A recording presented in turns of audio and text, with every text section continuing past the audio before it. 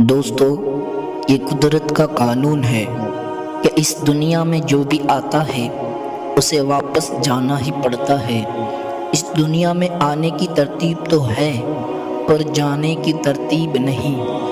موت کا مزہ ہر ایک کو چکھنا پڑتا ہے اور قبر کی اندھیری کوٹھڑی میں ہر ایک کو جانا پڑتا ہے۔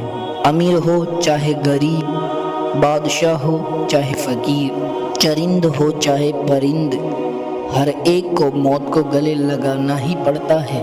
فرمان مصطفیٰ صلی اللہ تعالی علیہ وسلم ہے کہ جب آدمی پر نزا کا عالم ہوتا ہے تو اللہ تعالیٰ اس کی طرف 5 فرشتے بھیجتا ہے۔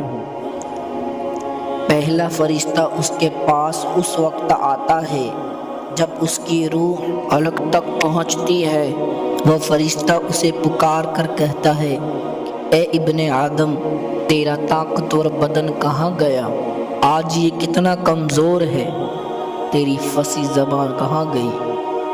آج یہ کتنی خاموش ہے۔ تیرے گھر والے عزیز و اقار کہاں گئے؟ تجھے کس نے تنہا کر دیا؟ پھر جب اس کی روح قبض کر لی جاتی ہے اور کفن پہنا دیا جاتا ہے تو دوسرا فرشتہ اس کے پاس آتا ہے اور اسے وہ پکار کر کہتا ہے، اے ابن آدم، تو نے تنگ دستی کی خوف سے جو مال و اسباب جمع کیا تھا وہ کہاں گیا؟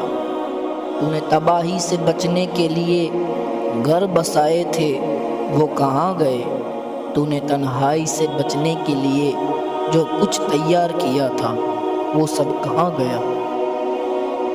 پھر جب اس کا جنازہ اٹھا دیا جاتا ہے تو تیسرا فرشتہ اس کے پاس آتا ہے اور اسے پکار کر کہتا ہے، آج تو ایک ایسے لمبے سفر کی طرف رواں دواں ہے جس سے لمبا سفر تو نے آج سے پہلے طے نہیں کیا تھا۔ آج تو ایسی قوم سے ملے گا کہ آج سے پہلے تو نے کبھی ان سے نہیں ملا۔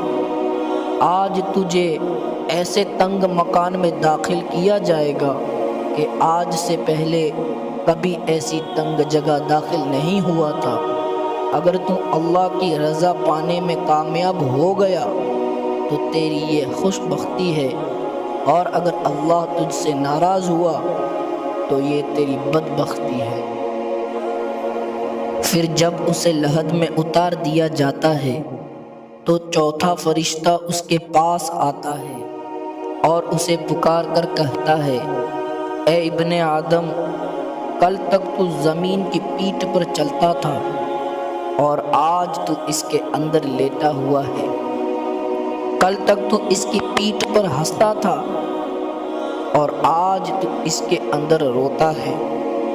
کل تک تو اس کی پیٹھ پر گناہ کرتا تھا اور آج تو اس کے اندر نادم و شرمندہ ہے۔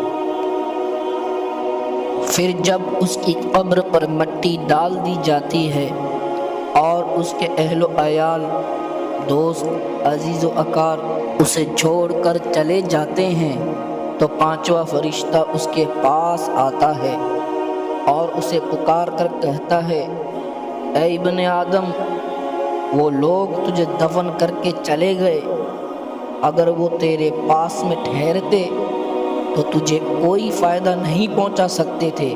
تو نے مال جمع کیا اور اسے غیروں کے لیے چھوڑ دیا۔ آج تو جنت کے اعلیٰ باغات کی طرف پھیرا جائے گا یا بھڑکتی آگ میں داخل کیا جائے گا۔ میرے پیارے دوستو، یہ زندگی بڑی مختصر ہے، نہ جانے کب موت آ جائے۔ اس دنیا میں آنے کا ہمارا مقصد ایک ہی ہے کہ ہم اللہ کو راضی کریں، نیک عمل کریں، اچھے اچھے کام کریں، نہ کہ ہم اپنی زندگی کو گناہوں میں وقف کر دیں۔ ہمیں موت آنی ہے اور ہمیں قبر میں جانا ہی ہے، مگر افسوس کی بات تو یہ ہے کہ ہم اس کی کوئی تیاری نہیں کر رہے ہیں۔ ہم نے اپنے آپ کو تیار ہی نہیں کیا، ہمارے پاس لے جانے کو کچھ بھی نہیں ہے۔